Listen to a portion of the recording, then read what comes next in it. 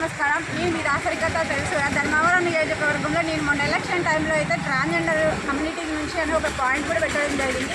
So నేను election వరకు కాకుండా సో ఎలక్షన్ తర్వాత కూడా వాళ్ళతో ఫైట్ చేస్తానని చెప్పడం జరిగింది. సో ఈరోజు అయితే వీళ్ళతో మీటింగ్ చేయడం జరిగింది. సో వీళ్ళకి ప్రధాన సమస్యలు ఉన్నాయి. ఈ కమ్యూనిటీ నుంచి పెద్దవాళ్ళు ఉన్నారు, వాళ్ళు చెప్తారు. అమ్మా చెప్పండి ఈ సమస్యలు మేజర్గా. మాకు ఇళ్ళ స్థలాలు కావాలా, రేషన్ కార్డు కావాలా, పెన్షన్ రావట్లేదు చాలా మందికి. అధికారంలోకి వచ్చే ముందుగా మాకు ఓట్లు ప్రతి ఒక్కరు కావాలని అడిగినారు. మేము కూడా హెల్ప్ చేసినాము, కానీ మీరు కూడా మాకు హెల్ప్ చేయాలి. మెయిన్ రీజన్గా ఏంటంటే వీళ్ళకి 2014లో చంద్రబాబు నాయుడు గారు ఉన్నప్పుడైతే స్థలాలు వచ్చాయి.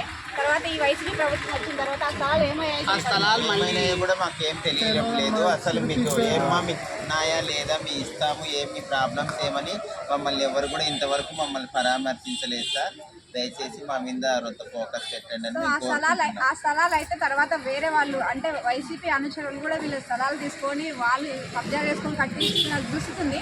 సో మనతో పాటు వీళ్ళు కూడా సమానమని వీళ్ళకి ఓటర్ ఐడీలు వచ్చినాయి, చాలా చోట్ల బియ్యం కార్డులు వచ్చినాయి.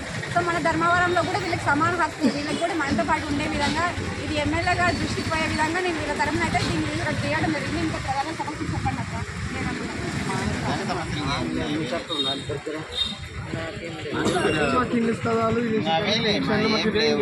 సో వీళ్ళకి స్థలాలు ఇస్తే మనతో పాటు ఉండి మనలో కలిసిపోతారు అనమాట. సో వీళ్ళకి మనం ప్రాధాన్యత ఇస్తే వీళ్ళు కూడా మనలో ఒకరు అయిపోతారు. మనమే వీళ్ళని దూరంగా పెట్టడం వల్ల ఇట్లా ఉంటుంది అనమాట. సో మనం అంతా కలుపుకోవాలి. వీళ్ళు కూడా నాతో పాటు వీళ్ళు కూడా మామూలుగా ఓట్లు వేశారనమాట చంద్రబాబు నాయుడు గారికి.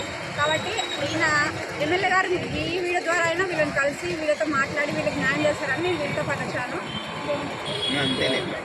సో ధన్యవాదాలు, థ్యాంక్ యూ. ఖచ్చితంగా వీళ్ళ సమస్యలు అయితే సత్యకుమార్ గారు